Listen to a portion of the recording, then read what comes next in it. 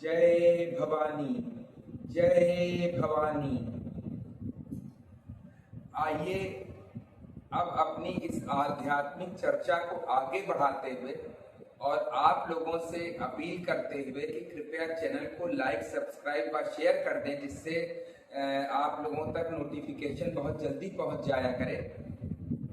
और मैं अब एक विनती और करना चाहता हूं कि देखिए, यदि आप लोग परेशान हैं या कोई दिक्कत है तो उसके लिए सबसे पहले मुझे अगर कॉल करें तो नॉनवेज छोड़ने का संकल्प लेने के बाद ही कॉल करें। अगर यदि आपके घर में मांस, मदिरा या नॉनवेज प्रतिदिन, कभी कभी हफ्ते में एक बार, 2 बार यदि अगर ऐसा है खाते हैं, लेते हैं, तो कृपया मुझे कॉल ना करें, क्योंकि कोई मतलब नहीं है मेरे कोई भी पूजा का पाठ या कुछ भी बताने से कोई मतलब नहीं है, और आपको उल्टा नुकसान ही होगा, आप लोग परेशान ही होंगे।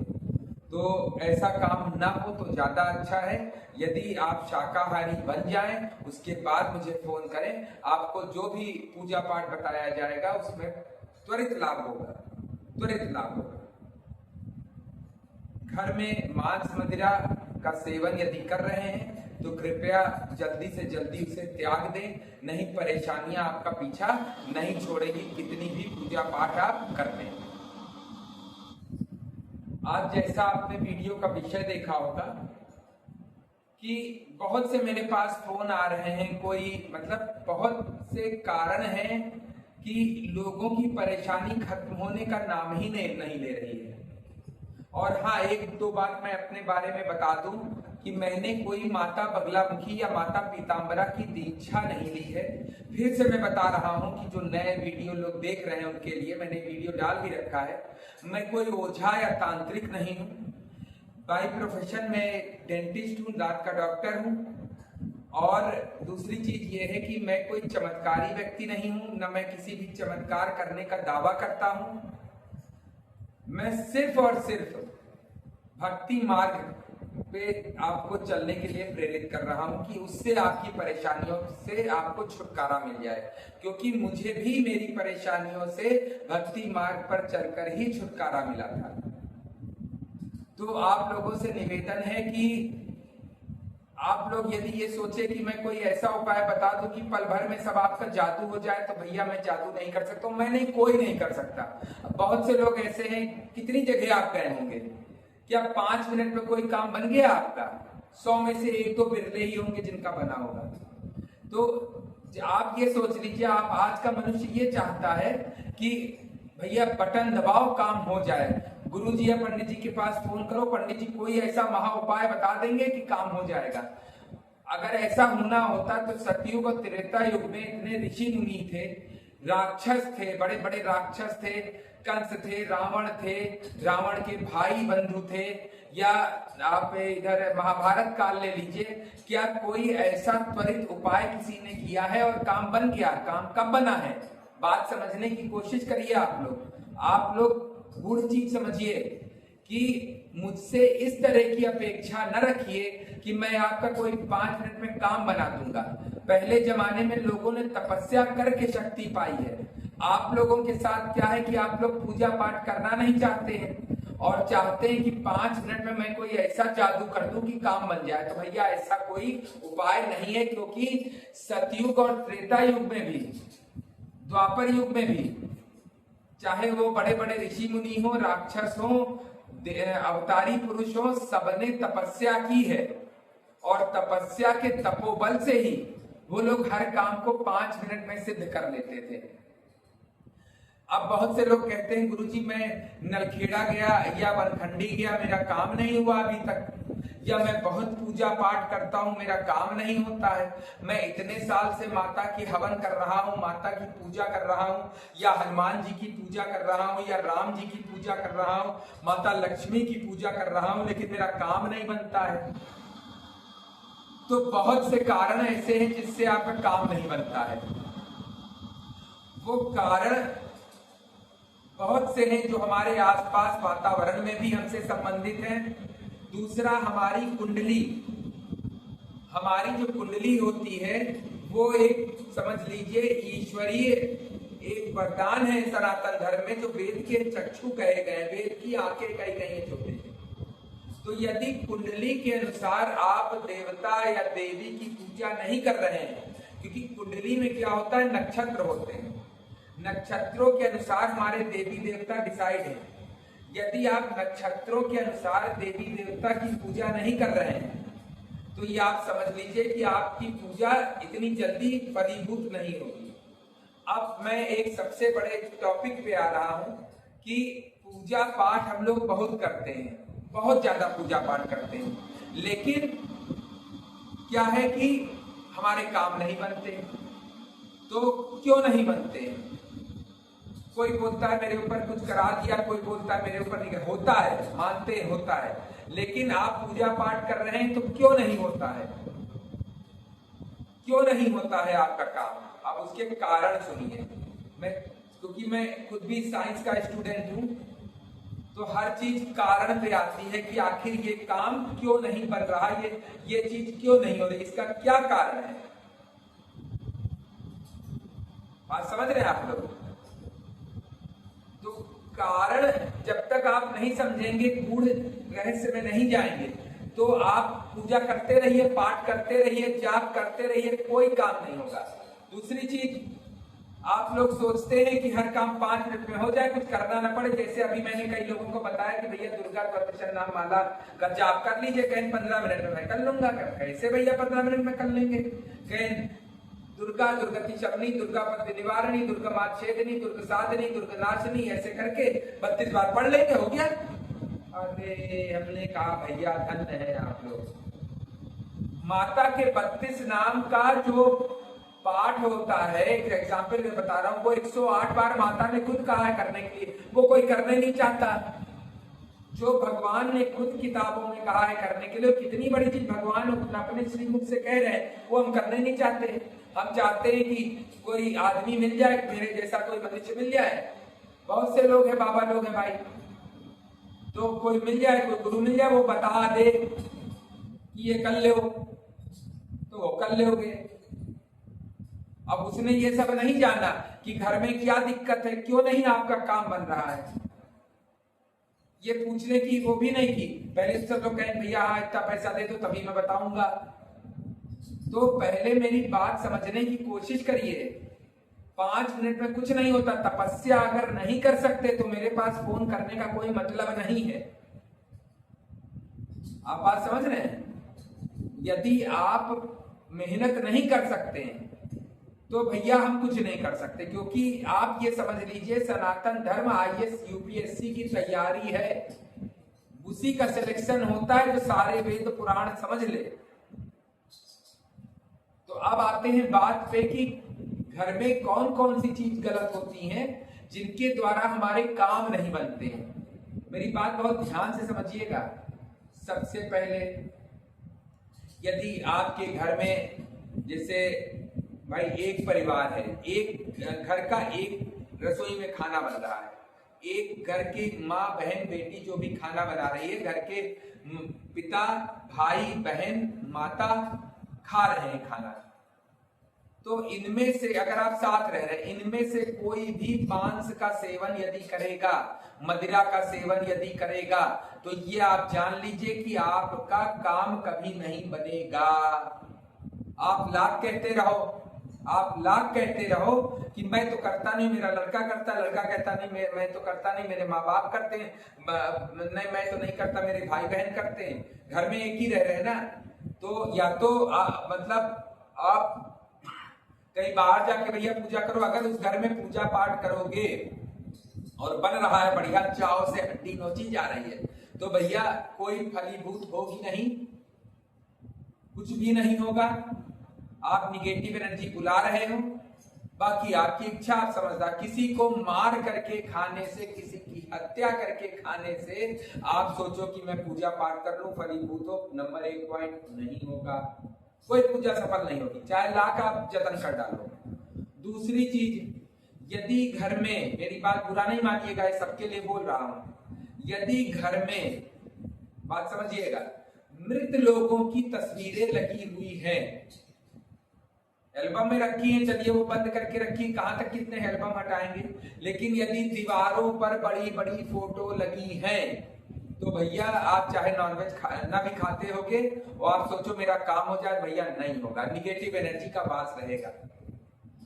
अगर आपके घर में मृत लोगों की तस्वीरें लगी हैं तो उन तस्वीरों को कृपया सम्मान सहित उतारें और उनको ले जाके जल प्रवाह कर दें, क्योंकि यदि मृत लोगों की तस्वीरें आपके घर में लगी रहेंगी तो जो व्यक्ति चला गया है वो पूर्ण रूपे नहीं गया है, क्योंकि हर व्यक्ति की आयु जो है, जो कुंडली में दशाएं महादशाएं अंतरदशा चलती है, वो 120 वर्ष तक चलती है। हर किसी व्यक्ति की दशा अंतरदशा, चाहे वो मर भी गया होगा, उसकी चल रही होगी और वो इसी धरती पे आपके अगल बगल होगा। वो कभी नहीं, वो उलट जाता है, वो आपका भला नहीं चाहेगा कभी नहीं। उसको ये लगेगा, ईर्ष्या होगी आपसे कि मैं तो मर गया, मेरी इच्छाएं भी दब गई, लेकिन ये बढ़ता चला जा रहा है, तो इसको रोको। किसी भी तरह वो अपनी जितनी गंदी ताकत है लगाएगा। तो यदि किसी भी, और वो घर में अगर आप उसको सजा के रखेंगे तो वाह वाह वाह क्या कहने। तो यदि किसी भी मृत व्यक्ति की जब मजार जाने को लिए मना किया जाता है तो आप सोच लीजिए कि किसी भी मृत व्यक्ति की तस्वीर यदि आपके घर पे लगी है, भले भैया आप लोग बुरा माने, उसके लिए मैं क्षमा मांगता हूं, लेकिन ये प्रैक्टिकली अनुभव किया है, यदि लगी है घर पे तो आप यहाँ कभी भी आप कोई भी पूजा फलीभूत नहीं होगी। ये लिख लीजिए, नहीं होगी नहीं होगी नहीं होगी। ठीक, ये दूसरा पॉइंट हो गया। पॉइंट समझते जाइएगा। तीसरा पॉइंट, मुहूर्त। अब हम लोग क्या करते हैं कि आओ भैया पूजा बता दिया गुरुजी ने, आज शुरू पूजा। हाँ भैया, न मुहूर्त देखा, न घड़ी देखी, न अग्निवास देखा, हवन चालू। भाई पत्रा सनातन धर्म में क्यों बनाया गया है? जंत्री सनातन धर्म में क्यों बनाई गई है? पत्रा हम लोग देखते हैं ना, तो आज से जो कहते हैं ना हम लोग पिछड़े हुए हैं, तो भैया हम लोग पिछड़े सही, लेकिन आज से 10 साल बाद ही बता दें किस दिन सूर्य ग्रहण चंद्र ग्रहण होगा। बात समझ रहे हैं? तो पत्रा क्यों बनाया गया है? किसी कारण से तो बनाया गया है ना। तो यदि अगर आप मुहूर्त नहीं देखेंगे किसी भी पूजा पाठ का, तो ये आप जान लीजिए कि आपकी पूजा फलीभूत नहीं होगी। अब चले गए वनखंडी आए नलखेड़ा, आजकल सब लोग जिसको देखो वो बस जो है उठाया और माता बगलामुखी की उपासना करना शुरू कर दिया। मंत्र पता नहीं, पता दीक्षा लिया नहीं लिया, एक एक स्त्रोत ले आए, शुरू कर दिया। कोई शराब से हवन कर रहा, कोई मछली से हवन कर रहा, कोई दिया से कर रहा, कोई मतलब जैसे तैसे बता दिया। अरे भैया अब कहीं चलो करा लें, लेकिन उसके बाद फोन करेंगे, पंडित जी हम गए थे, मेरा काम नहीं बन रहा है, पता नहीं क्या बात है। तो भैया हम क्या बता सकते हैं? बात बताओ तो वो भी सुनना नहीं है, फोन काहे करो भैया। बात समझ रहे? तो यदि आपने मुहूर्त नहीं देखा है, नलखेड़ा वनखंडी भी आप गए, आज जैसे एक बहुत ही समझदार व्यक्ति हमारे सुल्तानपुर का छोटा भाई है मेरा, उसने बहुत अच्छी बात कही। उसको जा रहा था वनखंडी, उसने वो कुंडली देख लेता है, बहुत ही ज्ञानी है। उसने फोन किया, कहा बड़े भैया ये बताइए कि मैं जा रहा हूँ वनखंडी पूजा कराने के लिए, लेकिन जहां तक 28 तारीख को मैं पहुंचूंगा वहां उस दिन पंचक है। और नहीं, उसने बताया कि 23 से कितने दिन तक पंचक लगा हुआ है, मैं पूजा कराऊं। ने कहा बिल्कुल मत कराना। तो यही सब समझदारी होती, बिना मुहूर्त देखे पूजा। हाँ आप लोग कह सकते हैं कि भाई देवी का, लेकिन फिर पत्रा क्यों बना है? माता का कहा भी गया है, माता की पुस्तकों में लिखा है कि मुहूर्त का देखना बहुत ही जरूरी है। यदि मुहूर्त नहीं देखेंगे तो पूजा फलीभूत नहीं होगी पूरी तरीके से, क्योंकि आप संकल्प लेकर उपासना कर रहे हैं, और यदि संकल्प लेकर उपासना करेंगे तो पूजा फलीभूत नहीं होगी आपकी। बात समझ रहे हैं? तो यदि आप पूजा करना चाहते हैं, उसको सफल करना चाहते हैं पूजा को, अगर आप चाहते हैं कि कोई भी अनुष्ठान करें, चाहे वो हनुमान जी का करें, चाहे बगलामुखी माता का करें, चाहे आप दुर्गा जी का करें, चाहे रामचंद्र जी का करें, चाहे वनखंडी में कराएं, चाहे नलखेड़ा में कराएं, चाहे दतिया में कराएं, लेकिन आप करना क्या है? आपको सबसे पहले ये मुहूर्त देखना है। मुहूर्त नहीं देखेंगे कुछ नहीं होगा। मुहूर्त देख करके ही पूजा पाठ करिए, बहुत ही फायदा होगा। ये हो गई तीसरी बात। चौथी और सबसे महत्वपूर्ण बात, अब आप कर रहे हैं देवी जी की पूजा, आपकी कुंडली में दिया है कि आप हनुमान जी की पूजा करिए, आपके नक्षत्र कहते हैं कि आप रामचंद्र जी की पूजा करिए, आपके नक्षत्र कहते हैं कि आप जो है शिव जी की पूजा करिए, आपके नक्षत्र कहते हैं आप विष्णु जी की पूजा करिए, लेकिन आप ना, उन्होंने माता का किया, अब उसमें माता में जैसे लिखा है कि शत्रु का नाश करती है, तो भाई शत्रु का नाश सब सिस्टम बना है, ये नहीं कि आप गए हो गया, अब आपने ऐसे किया वैसे किया हो गया, भैया ऐसा नहीं है, बात समझिए। जिसको देखो वही सतनाम, अरे सतनाम करिए भाई, बहुत कठिन भी है, नहीं कर सकते, शॉर्टकट चीजें जो आप चाहते हैं मैं बताता हूं, समझने की कोशिश करिए। कुंडली में जिस नक्षत्र, जो आपका अतिमित्र नक्षत्र है, और जो बद नक्षत्र जैसे मेरा केतु है, तो मैं गणेश जी की भी पूजा करता हूँ। यदि गणेश जी जिसका बद नक्षत्र है, बद नक्षत्र को शांत करिए उस देवता के अनुसार। ये नहीं कि नहीं बस पकड़ लिया, क्या मैंने पहले वीडियो में कहा था कि ईश्वर एक नहीं अनेक है। अब आप समझिएगा बात भाई, कुंडली में जो दो खराब होते हैं, जैसे विपत्ति का नक्षत्र, विपत्ति के नक्षत्र के देवता को आप मनाइए कि भाई विपत्ति ना आए। दूसरा, आप जो बद नक्षत्र है उसके देवता को मनाइए कि भाई कोई बहुत कष्ट ना हो। तीसरा, जो मित्र या अतिमित्र नक्षत्र है उनके देवता को आप मनाइए कि भाई आपका उत्थान। ये तीन चीजें यदि आप नहीं कर रहे हैं, भाई किसी का बद नक्षत्र कुछ है, किसी का मित्र अतिमित्र नक्षत्र कुछ है, किसी का जो है विपत्ति का नक्षत्र कुछ है, यदि उसके अनुसार आप पूजा पाठ नहीं करेंगे तो आपकी पूजा भैया फलीभूत नहीं होगी। कई लोग तो बोझ समझ लेते हैं पूजा को कि हमने बताया एक दिन कर लो तो एक दिन कर लिया, फिर भैया क्या करें, करके हम तो थक गए तो भैया हम पूजा भैया करा नहीं सकते हैं अभी। हाँ, ये सोचा जा रहा है, ये आप लोग बात समझिएगा, सोचा जा रहा है, अभी विचार विमर्श चल रहा, अभी इतना जल्दी नहीं, क्योंकि भैया आरोप बहुत जल्दी लग जाते हैं। तो अभी मैं टॉपिक से भटक रहा हूँ, थोड़ा माफ करें, पहले टॉपिक पे आता है। तो क्या कहने का मतलब है वो आगे बताऊंगा।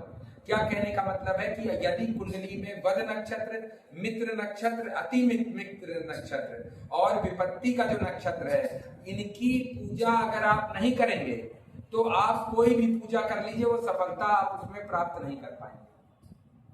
बात समझ रहे हैं?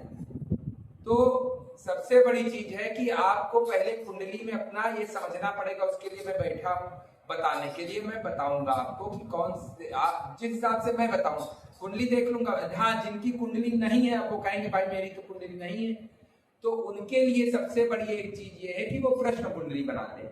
जिसे जिस समय मुझे फोन करेंगे उस समय मैं प्रश्न कुंडली बना दूंगा और उस समय उनको मैं बता दूंगा कि भाई हाँ ये पूजा आप करें और इससे आपको लाभ होगा कि किस भगवान करनी, प्रश्न कुंडली तुरंत बन जाती है।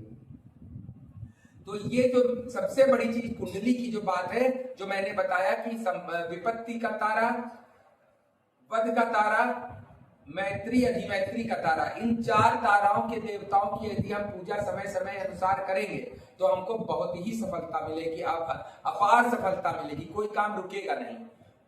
पांचवी चीज, जब हम घर से निकले या कोई पूजा पाठ कराने जाएं तो राहु काल का विचार कर लें कि जब हम घर से निकल रहे हैं तो राहु काल तो नहीं है, पहुंच गए चंद्राते हुए लो पूजा कर लीजिए, मेरा हवन हो जाए, खुद भी कर बैठ गए, बाद में कहे हम तो भैया कर रहे हैं। तो ये सारी चीजें जो मैंने 3-4 बातें बताई हैं, यदि इनका पालन आप करते हैं, क्या मांस मदिरा का नहीं सेवन नहीं करना है, दूसरा आपको ये मुहूर्त देखना है, तीसरा यदि घर में मृत व्यक्तियों की फोटो लगी है वो तुरंत हटा दीजिए, कुछ जल प्रवाह कर दीजिए, चौथा कुंडली में वध नक्षत्र, मित्र नक्षत्र, अतिमित्र नक्षत्र और विपत्ति नक्षत्र, इनकी देवताओं की पूजा करनी है।